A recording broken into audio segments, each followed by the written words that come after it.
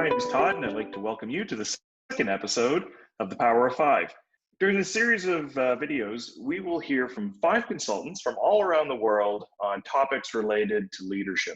Our intention is by sharing our advice and perspectives, we'll give you something new to think about, encourage you to find ways to apply those new thoughts to your own situations, and leave with real actionable steps to weave into your own leadership and culture. So today I'll be hosting, and we've got 4 of the panelists here. Welcome, everybody. So here's what I've got for you today. COVID has revealed challenges and opportunities associated with remote work teams. And the leaders that I work with are often asking, how do I create a culture when I can't call a quick huddle or when we aren't socializing with each other? And so much of that stuff happens in person. What tactics do you guys have that are going to help leaders create culture in those remote work environments? So I'd like to start with Joel. Joel, what are your thoughts on that? Well, Todd, I think one of the things we need to be doing is maybe changing our paradigm on what work looks like and what culture building looks like. I think a lot of times we talk about water cooler conversations, we talk about team meetings, and we think that the only way we can build culture is through that. And I think what we've seen during COVID is that we can do work in a number of different ways. We're using tools like Slack and Teams and things like this, like Zoom, and being able to get together. And if anything, the connections can actually be stronger because we're more intentional about them. But I think too, what we need to be thinking about is how do we create those connections on a day-to-day basis? And build some of those routines in, because in many ways, that's what culture is, right? It's our traditions, it's our routines, it's the way we do business. And I think if we think about it with the old paradigm of that has to be face-to-face, that has to be in the same room, we miss an opportunity to actually transfer and even recreate, in some ways, our culture in the new world of work. I think it was Jason Fried that said that culture is the actions that people take. And so if we think about it from that perspective, whether it's from a leadership perspective or a team perspective, the actions that we take with each other during this time period is the way we're going to continue to create culture. And so being able to get on a call like this and kick around ideas or laugh or dig into a problem, that's part of our culture, right? And so I think we need to continue to change the way we think about it and adapt to this virtual world. Right.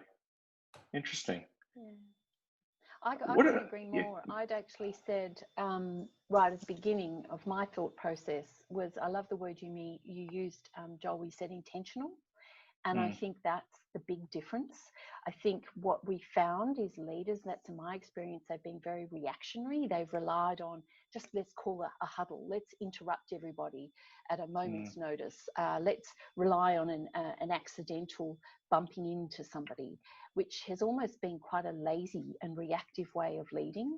And what we're finding is why people are pushing back and saying, well, I can't build culture, is because we're asking our leaders to be more intentional. We're asking them to be planned. In terms of Stephen Covey, we're talking about it's important stuff, but it's not urgent. So we're in that sort of quadrant 2 kind of space instead of being in crisis and interruption. And I think my experience is that people have relied on that interruption connection, which is really, really not productive. Mandy, it's interesting that you bring up Covey, because one of the things that sort of bubbles up in all this is this notion of building trust in a culture. And some of the things that I'm hearing is, those moments of trust can actually be built in those, knowing winks and those little coffee, moments and so on that may not show up in virtual. Catherine, Shawn, do you have any thoughts on that? Yeah, it's funny that you just said trust, because the first thing that came to mind when you said it was you had to have had that trust culture before COVID. So if you didn't have that culture already of where you're hanging out and what do you think of this, and really open-minded and real feedback, honest feedback, you're not going to suddenly get it now, right? It had to have been developed before. And the other thing that I'll say that a couple of my clients have found effective is going back to what Joel and Mandy said, being intentional of actually planning to have fun, planning to have virtual coffees, planning that. And Right. what I've seen that works well is when you actually plan and make it a regular habit to do something weekly where Mm, number one, I think one of the best ideas was everybody's tired of Zoom. So let's do an old fashioned conference call, do something different. right. Make sure it's fun. Make sure it's fun, but has a little bit of format. I had a client last week that said that they have these fun calls where they always lead with questions. So today it might be Catherine, next week it'll be Todd, kind of like what Right. we do. Yep. And the questions are sometimes just, hey, what's something cool that you're reading or watching? Or Right. one that I really liked was and this was from a client from a couple weeks ago, if money was no object, what's the craziest thing we should do here? But I think to have those scheduled, even if they're 15 minutes, and like Joel and Mandy said, to be intentional with it. Right. Yeah, it's good. Catherine, what do you think? Well, thank you for laying a buffet of things that I want to comment on now. Everybody. You're welcome. So That's what we're here for. So to start off with, in the blue corner, Joel, when he talked about, the companies who are doing it well are continuing to do it well. And those of the companies that were kind of like, we don't know how to build culture when we're not doing it the old fashioned way, made me think of last week, kind of exploring who are those companies around the world who've actually been 100% remote companies for the last number of years. And there's a whole bunch of them, right? There are rating systems for 100% remote companies. And the interesting thing when I just kind of Googled a list and I started looking at quotes from these companies and their value systems, and every single one of them had things like, you do whatever you want when you want. It's about outcomes, not the time in the chair. We have reallocated all of our like really big spend, as opposed to traveling around for meetings and all this stuff, to twice a year we get together and we have a blowout and we don't even talk business. Like we just get together as human beings. We have a good time. Even as leaders, they say, I'm available for you, but I'm not going to be checking in on you all the time. So I trust. I've set really clear rules of engagement. I've set really clear outcomes that we're looking for. I trust you to do your work, but I'm always available. I'm always accessible. And the component of trust is inherent in all of that working, right? Because you're not actually going to just say, hey, Joel, talk to you next Monday. Good luck. And I don't care what you do and how you do it in the meantime. I trust that you're going to be doing your work, that I hired you to bring all of that amazing potential to the fore. And that if you need me, you can reach me. And then that other part about very intentional, they do human stuff. So when they do these kinds of things, it's not always about the work stuff. They get together and they do a games thing, or they do, like you were suggesting, Shawn, something fun, but they think about what do I do with other people not in my workspace to deepen relationships. And that's what culture is all about. Right. And some of that's going to be one-on-one, I would imagine, as well, right? Like, so for example, all of us have clients who are now onboarding new people. And so the orientation process is going to be a little bit different. And so you're trying to introduce them to the culture. And these people don't know anybody. And in office, maybe they have an opportunity to, get everyone together and say hi and so on. How does that change, or does it change when we do this virtually? What's everyone think? Yeah, I think it does change. I had a client, we were talking about the fact that some of the data is showing that younger people have struggled more in this sort of remote scenario, and we're trying to work out why. And I think one of the reasons is that as you wander the floors and wander the hallways and everything to go meet people, but again, it comes back to having to be more intentional. So I know something that I've spoken about for years is draw a stakeholder map, work out the critical stakeholders that you need to deal with, and actually go and intentionally build trust with them. You're only going to do that by having a conversation. Pick up the phone. As Shawn said, it doesn't all have to be about Zoom, but so you can actually pick up the phone and say, hey, I'm new, I'm just reaching out to say hi, rather than just relying on this accidental water cooler bumping into each other thing, which takes so much time. So what we can actually do is start speeding trust and speeding the building of culture. And I find it fascinating that people are going, oh, no, what's going to happen about our culture? There are actually very few organizations that could actually say their culture was brilliant. So why do we want to go back? Let's keep moving forward and strengthening it. Right. I think one of the other issues that we... Go ahead, Joel. Sorry. Go ahead, Joel. Yeah, go ahead. I think one of the other issues that we see in the midst of this is, the chaos of COVID and virtual work and all that. And companies spent a lot of time on process, right? Like, okay, if we're going to bring in new employees, how do we make sure they get what they need and their computers and all this other stuff? And I think we've done an okay job with communicating the process, but we're not creating opportunities for people to get those connections. It's my first day on the job and all the people that I meet and the awkward interactions and realizing that I went to school with somebody that works right across from me and all those types of things. I think that's where companies need to be thinking if we are moving to a new way of doing work, more virtual. When we talk about that intentionality, it is this, how do I meet Todd one-on-one, right? Todd would have been somebody that sat across from me. Now he's, half a city away. How do I do that, right? And so thinking more of those one-on-one data points or those connection points versus just what's my 10-step process for creating an invoice or jumping on Zoom or Slack or any of those types of things. It's really about, how do I connect with Mandy, right? And get to know Mandy. And there is going to have to be a one-on-one component of that. Yeah. Shawn, what were you thinking? I was going to say, culture is not what we say it is. It's what we do and how we show up. And it's not what's on the wall. And I've got a client it's a very fun culture. And we had a meeting maybe 6 weeks ago, Zoom meeting. And there were 2 new hires on the meeting. And I said, is anything different because of 2 new hires? And they're like, no, the show goes on. And the lead of the division, the head of that division, showed up at the beginning of this meeting with Fizbo the clown from Modern Family as his backdrop. And he had a crazy nose. And then he shot it over to one of his colleagues that did some other goofy stuff. And I was like, in the first minute or 30 seconds virtually, those new hires were like, oh, this is pretty fun culture. Sure. Yeah, and you guys are saying some really interesting things about the fact that, it's intentional and you have to create it and there's some good orientation that, you can connect with people.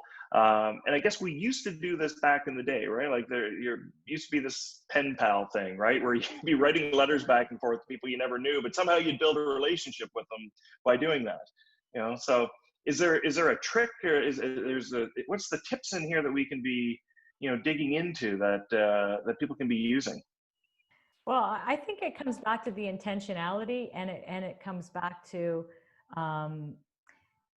human-centered, whether it's human-centered leadership, human-centered culture development and implementation. So, intentionally think about, well, how can I have some fun? I mean, putting up a clown in the background is a very intentional choice.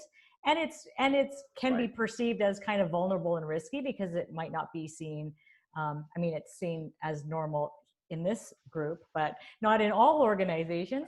But I had a great conversation with a leader the other day who, in the midst of COVID, they went through a huge organizational reorg, and she moved into a new leader. She was leading a new team, and so I had to develop this sort of trust as a new leader. And she said, I didn't know what to do, and I thought she came up with something really fun. She said, we're going to do, and I can't remember what she called it, Wheel of Fortune or Jeopardy or whatever, but she came up with all these questions about the kind of leader that she was. And of course it was silly, like, multiple choice. A, you guys can do whatever you want when you want, and I'll be out, eating Cheetos in the back, or B, I'm a tyrant, or C. So she came up with all these really silly things. To your point, Shawn, within a minute, they were all laughing, they were sharing, they were joking around, but that was very intentional and actually quite a specific effort that she put a lot of time and energy into to want to ensure that she could show up in accordance with what she probably would describe as the characteristics of the leadership traits that she wants to embody, right? So yeah, I think that the key is it's just be yourself. Like if you're fun and goofy in person, then be fun and goofy on video. And I think sometimes people get weird when it's like, it's video. It's better like, oh, I better be serious. Or like, be yourself. Doesn't matter what the delivery is, just be yourself. Right. Now, does anyone have any tips? Oh, sorry, go ahead, Mandy. Oh, no, I was just going to say, I think we've, I'm very mindful also of not overemphasizing just the fun part either. I think there's a lot of people that have gone through a lot of pain. So there was a young woman we were talking about, so we've done a retest on some diagnostic data, and we're doing a sort of a debrief of where we're at. And it was really fascinating. You could tell she was quite hurt by some of the feedback from her colleagues, but when we dug deeper, she could understand it because she'd been going through so much herself. She has 2 young children. She had gone through a divorce, and so she was trying to homeschool these kids, sell a house, and go through a divorce, and wasn't communicating well enough with her colleagues. So she would just say, no, can't do it. And I said to her, can you understand? And her colleagues were seeing her as secretive and not participative and not being part of the team. And I said, imagine if you'd said, would love to help. I'm really struggling right now. This is what I'm going through. I said, you have to be real. So you have to actually share with people what's happening for you so people can empathize and get in your shoes. So I think I love the element of fun. And I think there's also, we have to make space for some people are really going through a really tough time, and they need to be able to share that. We need to make it okay as a leader for them to share that and not be seen as being weak and not coping. Yeah, it really underpins that notion about being yourself, right? Be real, be transparent, be yourself. You don't have to put on a facade for the cameras, as it was. So, you guys have given some really good tips on, so if I was going to be building trust between one-on-one, Joel and I, we're connecting, we're on the phone, we're doing that. Maybe we're doing it as a team, the 5 of us, we've got a bit of a rhythm going. Do the same rules apply when we look across the whole organization, trying to create an organizational culture, and we happen to be, divided among a couple of continents and a couple of time zones and so on? Do the same rules apply, or do you see that some of that may change up? I personally see the same rules applying. Me Absolutely. too. Right. There's been a client I'm currently working with, and she's just taken on a new team.